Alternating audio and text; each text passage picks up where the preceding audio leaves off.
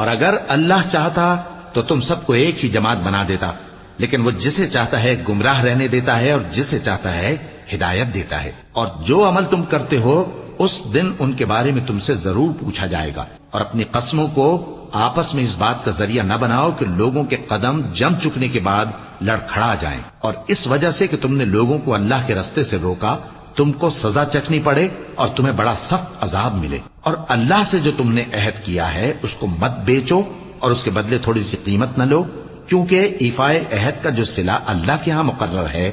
وہ اگر سمجھو تو تمہارے لیے بہتر ہے۔ جو کچھ تمہارے پاس ہے وہ ختم ہو جاتا ہے، اور جو اللہ کے پاس ہے وہ باقی ہے کہ کبھی ختم نہیں ہوگا۔ اور جن لوگوں نے صبر کیا